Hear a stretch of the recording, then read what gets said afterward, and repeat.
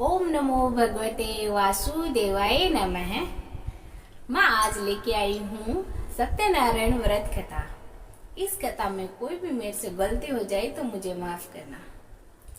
इसमें सामग्री क्या चाहिए वो पहले मैं बताती हूँ। केले के खम्बे, पंच पल्लव, कलश, पंचरल, चावल, कपूर, धूप, पुष्पों की माला, श्रीफल, ऋतुफल, अंग वस्त्र, नवेद, कलावा और आम के पत्ते, योगवती वस्त्र, गुलाब के फूल और दीप, तुलसी तल, पान, पंचामृत और दूध, दही, धरत, शहद, शक्कर, केसर, बंदावर, चौकी। पूजा विधि इस प्रकार है।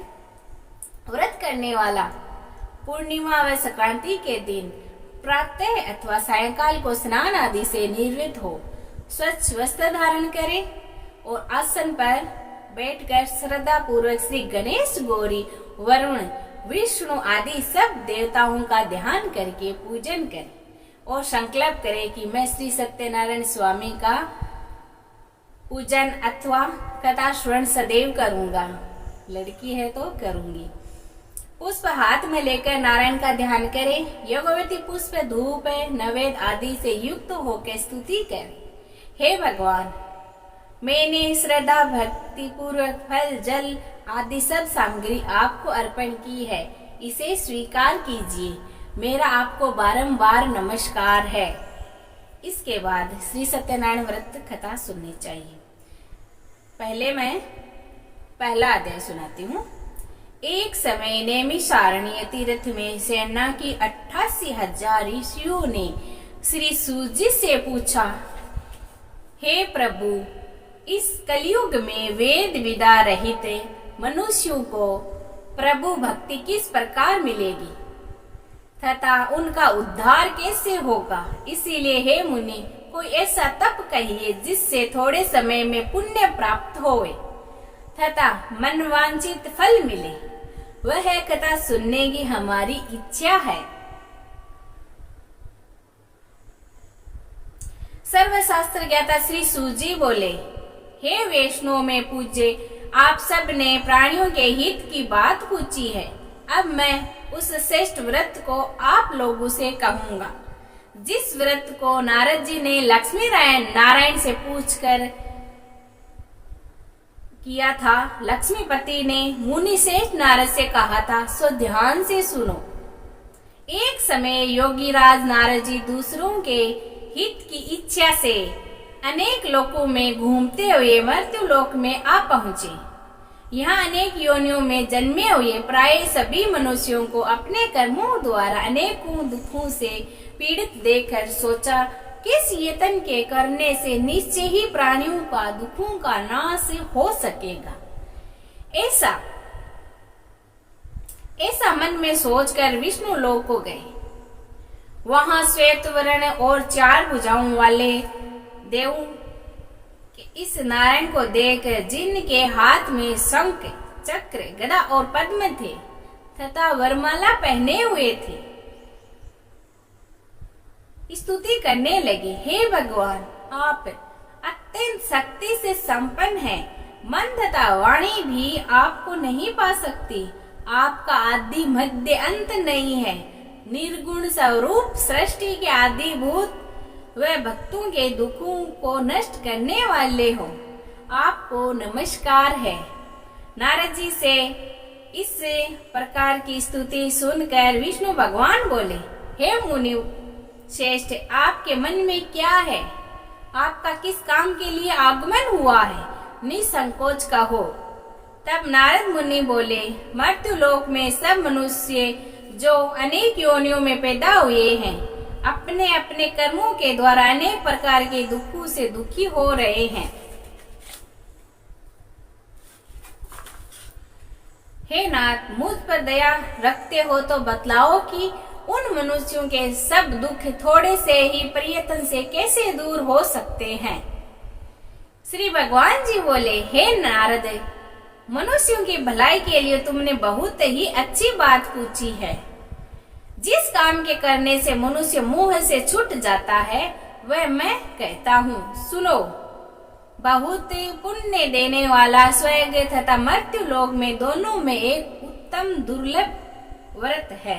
आज मैं प्रेम वश होकर तुमसे कहता हूँ, सत्यनारायण का यह व्रत अच्छी तरह विधि पूर्वक करके मनुष्य आर्य पर्यंत यहाँ सुख भोग कर मरने पर मोक्ष को प्राप्त होता है। श्री भगवान के वचन सुनकर नारद मुनि बोले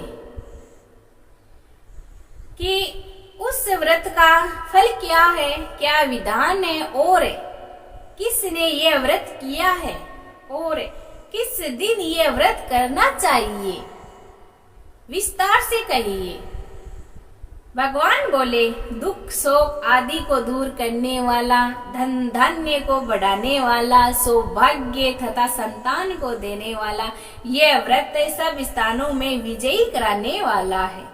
भक्ति संतान को देने वाला यह व्रत सब स्थानों पर विजयी कराने वाला है।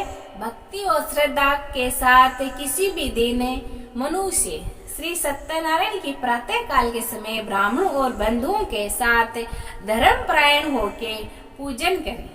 भक्ति भाव से नैवेद्य केले का फल, घी, दूध और गेहूं का चूर्ण सवाया लेवे। गेहूं के अभाव में साटी का चूर्ण, शक्कर तथा गुड़ ले और सब भक्षण योग्य पदार्थ जमा करा के भगवान को अर्पण कर देवे तथा बंधु सहित ब्राह्मणों को भोजन भी करावे। पश्चात स्वयं भोजन करे, नृत्य गीत आदि का आचरण करे, श्री सत्यनारायण भगवान का स्मरण करे। इस तरह व्रत करने पर मनुष्य की इच्छा निश्चय ही पूरी होती है। विशेषकर कली काल में भूमि पर यही मोक्ष का सरल उपाय है। अब दूसरा अध्याय।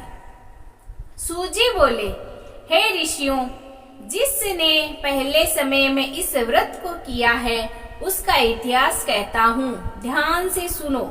सुंदर काशीपुरी नगरी में एक अत्यंत निर्धन ब्राह्मण रहता था। वह भूख और प्यास से बेचैन हुआ नित्य पृथ्वी पर घूमता था। ब्राह्मणों से प्रेम करने वाला भगवान ने ब्राह्मण को दुखी देखकर बूढ़े ब्राह्मण का रूप धर उसने पास जाकर आदर के साथ पूछा, हे विप्र, नित्य दुखी हुआ पृथ्वी पर क्यों घूमता है? हे श्रेष्ठ ब्राह्मण, ये सब मुझसे कहो, मैं सुनना चाहता हूँ। ब्राह्मण बोला, मैं निर्धन ब्राह्मण हूँ, भिक्षा के लिए पृथ्वी पर फिरता हूँ। हे भगवान, यदि आप इसका उपाय जानते हो तो कृपया करके कहो। वृद्ध ब्राह्मण बोला, मैं श्री सत्यनारायण भगवान मनवांछित फल देने वाले हैं, इसीलिए हे ब्राह्मण, तू उनका पूजन कर, जिनके करने से मनुष्य सब दुखों से मुक्त हो जाता है। ब्राह्मण को व्रत का सारा विधान बतलाकर बूढ़े ब्राह्मण का रूप धारण करने वाला श्री सत्यनारायण भगवान तो अंतर ध्यान हो गए। जिस व्रत को वृद्ध ब्राह्मण ने बतलाया, मैं उस व्रत को करूंगा, ये निश्चय करने पर उससे रात में नींद भी नहीं आई और वह सवेरे ही उठकर श्री सत्यनारायण के व्रत का निश्चय कर भिक्षा के लिए चला गया। भिक्षा में बहुत सा धन मिला, जिससे बंधु बांधवों के साथ उसने श्री सत्यनारायण व्रत किया। इसके करने से वह ब्राह्मण सब दुखों से छूटकर अनेक प्रकार की संपत्तियों से युक्त हुआ। उस समय से वह ब्राह्मण हर मास व्रत करने लगा। इस तरह श्री सत्यनारायण भगवान के व्रत को जो जो करेगा वह मनुष्य सब दुखों से छूट जाएगा। इसी तरह नारद जी से लक्ष्मी नारायण का कहा हुआ यह व्रत मैंने तुमसे कहा। हे विप्रो, मैं अब और क्या कहूँ? ऋषि बोले, हे मुनिवेश्वर, संसार में इस ब्राह्मण से सुनकर किसने इस व्रत को किया, हम यह सब सुनना चाहते हैं। इसके लिए हमारे मन में श्रद्धा है। सूत जी बोले, हे मुनियों, जिसने इस व्रत को किया है वह सब सुनो। एक ही समय एक ब्राह्मण धन और ऐश्वर्य के अनुसार बंधु बांधुओं के साथ व्रत करने को तैयार हुआ। उसी समय एक लकड़हारा वहां बूढ़ा आदमी आया और ब्राह्मण लकड़ियों को रखकर ब्राह्मण के मकान में गया। प्यास से दुखी लकड़हारा उनको व्रत करते देखकर ब्राह्मण को नमस्कार कर कहने लगा कि आप ये क्या कर रहे हैं और इसके करने से क्या फल मिलता है, कृपया करके मुझे कहो। ब्राह्मण ने कहा, मैं मनवांछित को पूर्ण करने वाला ये श्री सत्यनारायण भगवान का व्रत है, इसीलिए मैं इन्हीं का पूजन कर रहा हूँ। इसकी ही कृपा से मेरे यहाँ धन धान्य की वृद्धि हुई है। ब्राह्मण ने इस व्रत के बारे में जानकर लकड़हारा बहुत प्रसन्न हुआ। शरणामत ले और प्रसाद खाने के बाद अपने घर को गया। लकड़हारे ने अपने मन में इस प्रकार संकल्प किया कि आज नगर में लकड़ी बेचने से जो धन मिलेगा उसी से श्री सत्यनारायण देव का मैं उत्तम व्रत करूंगा। ये मन में विचार कर वह बूढ़ा आदमी लकड़ियां अपने सर पर रख जिस नगर में धनवान लोग रहते थे वह ऐसे सुंदर नगर में गया। उस रोज वहां उसने लकड़ियों का दाम पहले दिनों से चौगुना मिला। तब वह बूढ़ा लकड़हारा दाम ले और अति प्रसन्न होकर पक्के केले की फूली, शक्कर, घी, दूध, दही और गुड़ का आटा इत्यादि सत्यनारायण भगवान के व्रत की कुल सामग्री को लेकर घर गया। फिर उसने अपने भाइयों को बुलाकर विधि के साथ भगवान जी का पूजन और व्रत किया। उस व्रत के प्रभाव से वह बूढ़ा लकड़हारा धन, पुत्र आदि से युक्त हुआ और संसार के समस्त सुख भोग कर बैकुंठ को चला गया। तीसरा अध्याय। सूजी बोले, हे श्रेष्ठ मुनियों, अब आगे की कथा कहता हूँ, सुनो। एक समय उल्लामुख नामक एक बुद्धिमान राजा था। वह सत्यवक तथा जितेंद्रिय था। प्रतिदिन वह देवी स्थानों पर जाता था। वह गरीबों को धन देकर उनका कष्ट दूर किया करता था। उसकी पत्नी कमल के समान मुख वाली और सती साध्वी थी। भद्रशिला नदी के तट पर उन दोनों ने श्री सत्यनारायण व्रत किया। उस समय वह एक वैश्य आया। उसके पास व्यापार के लिए बहुत सा धन था। वह नाव को किनारे पर ठहराकर राजा के पास आ गया और राजा को व्रत करते हुए देखकर विनय के साथ पूछने लगा, हे राजन, भक्ति युक्त चित्त से ये आप क्या कर रहे हैं? मेरी सुनने की इच्छा है, सो आप ये मुझे बताइए। राजा बोला, हे साधु, आपने बंधुओं के साथ पुत्र आदि की प्राप्ति के लिए यह महाशक्तिवान सत्य नारायण भगवान का व्रत व पूजन किया जा रहा है। राजा के वचन सुनकर साधु आदर से बोला, हे राजन, मुझसे इसका सब विधान कहो, मैं भी आपके कथा अनुसार इस व्रत को करूंगा। मेरे भी कोई संतान नहीं है और इससे निश्चय ही होगी। राजा से सब विधान सुनकर व्यापार से निवृत्त हो वह आनंद के साथ घर गया और साधु ने अपनी स्त्री से संतान देने वाले उस व्रत का समाचार सुनाया और कहा कि जब मेरे संतान होगी तब मैं इस व्रत को करूंगा। साधु ने ऐसे वचन अपनी स्त्री लीलावती से कहे। एक दिन उसकी स्त्री लीलावती पति के साथ आनंदित होकर सांसारिक धर्म में प्रवृत्त होकर सत्यनारायण भगवान की कृपा से गर्भवती हो गई। 10वें महीने में उसके गर्भ से एक अति सुंदर कन्या का जन्म हुआ।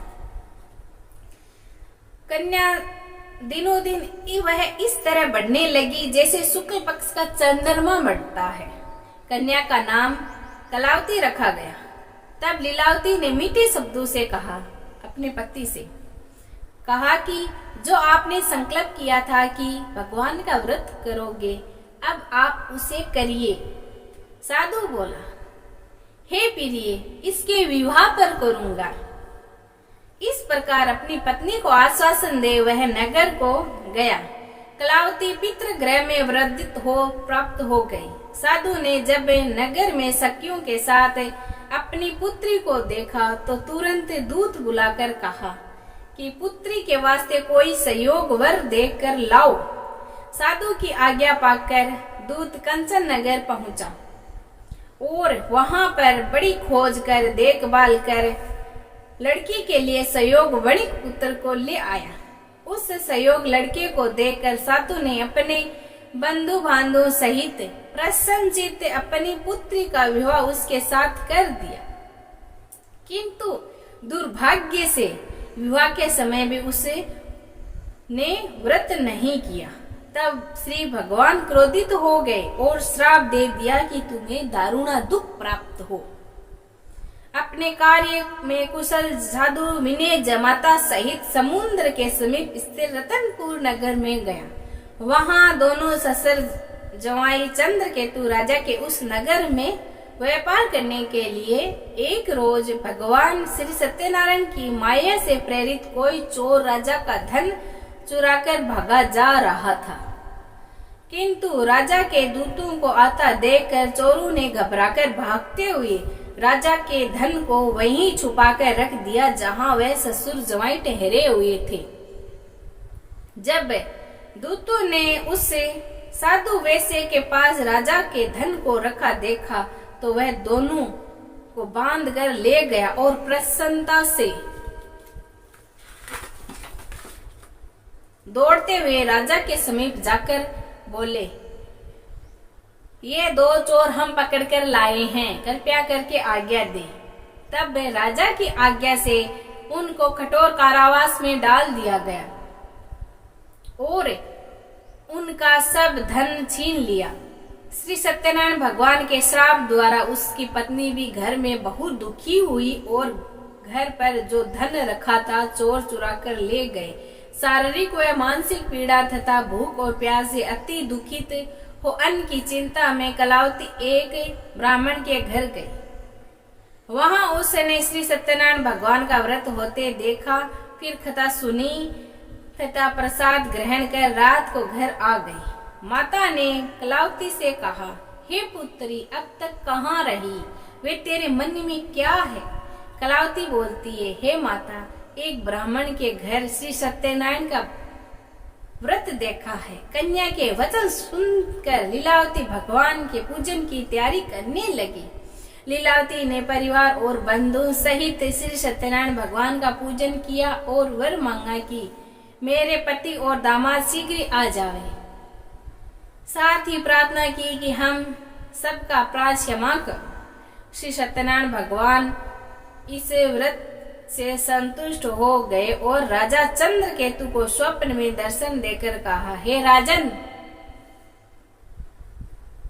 दोनों वैश्य को प्रातः ही छोड़ दो। उनका सब धन जो तुमने ग्रहण किया है उन्हें दे दो, नहीं तो मैं तेरा धन, राज्य, पुत्र आदि सब नष्ट कर दूंगा।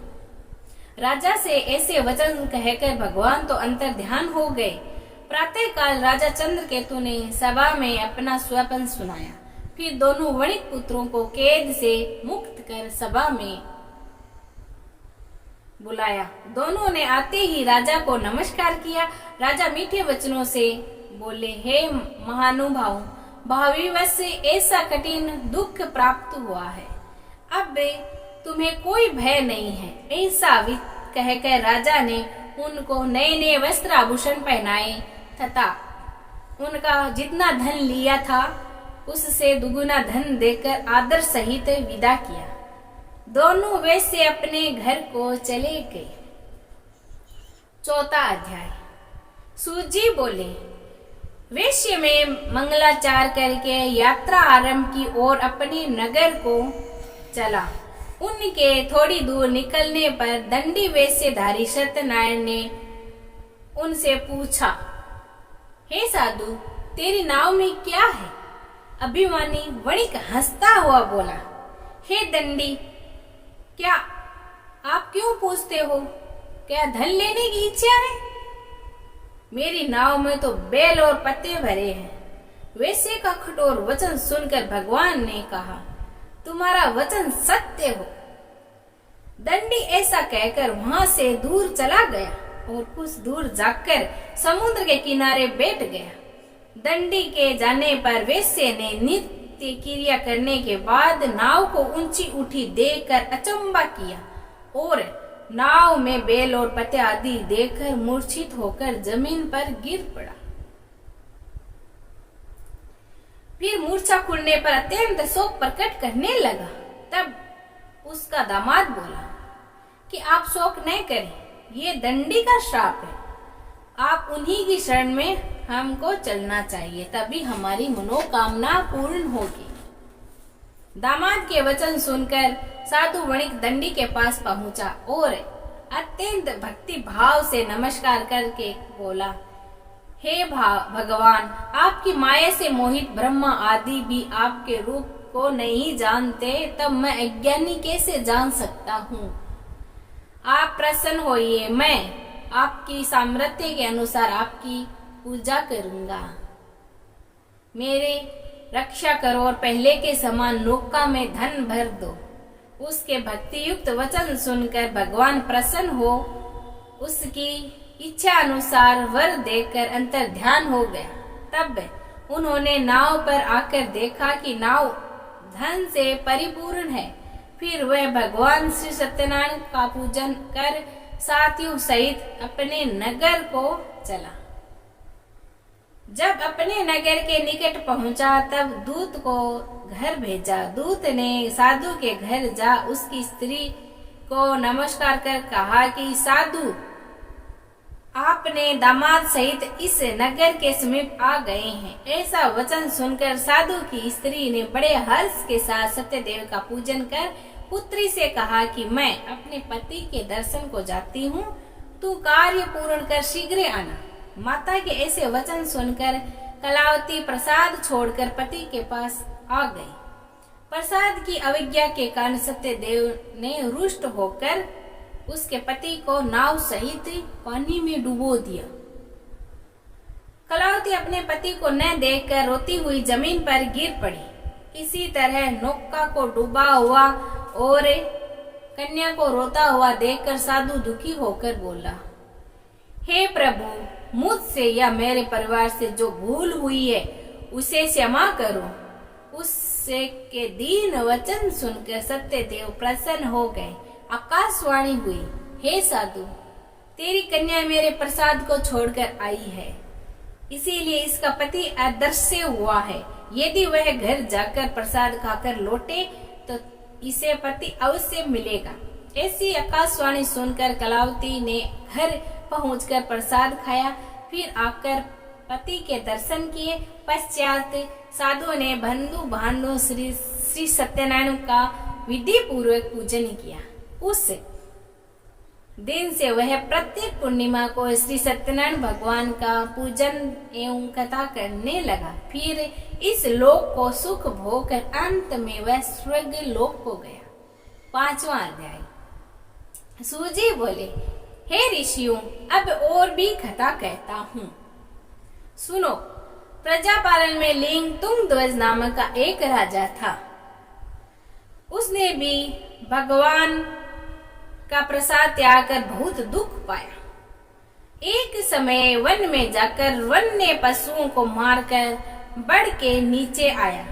वहां उसने ग्वालों को भक्ति भाव से बंधु सहित श्री सत्यनारायण का पूजन करते देखा। राजा देखकर भी अभिमान बस वहां नहीं गया और न ही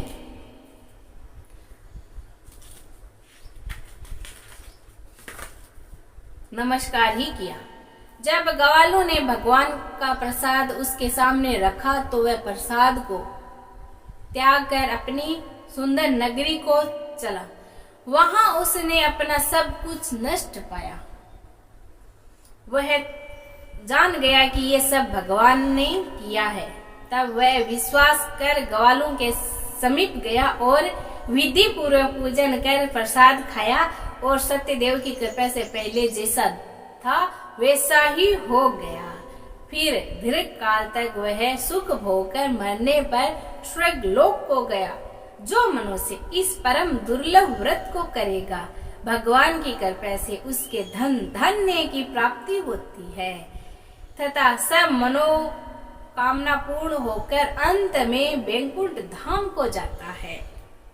जिन्होंने पहले इस व्रत को किया है, अब उनके दूसरे जन्म की कथा सुनाती हूँ। वृद्ध सतानंद ब्राह्मण ने सुदामा का जन्म लेकर मोक्ष को पाया। उलामक नामक का राजा दशरथ होकर वैकुंठ को प्राप्त हुआ। साधु नाम के वैश्य ने मोर ध्वज बनकर अपने पुत्र को आरे से चीरकर मोक्ष को प्राप्त किया। महाराज तुंगध्वज ने स्वयं भू होकर भगवान में भक्ति युक्त कर्म करके मोक्ष को प्राप्त किया। इति श्री सत्यनारायण व्रत कथा संपूर्ण। बोलो सभी श्री सत्यनारायण भगवान की जय हो। ओम जय लक्ष्मी रमणा, ओ स्वामी जय लक्ष्मी रमणा।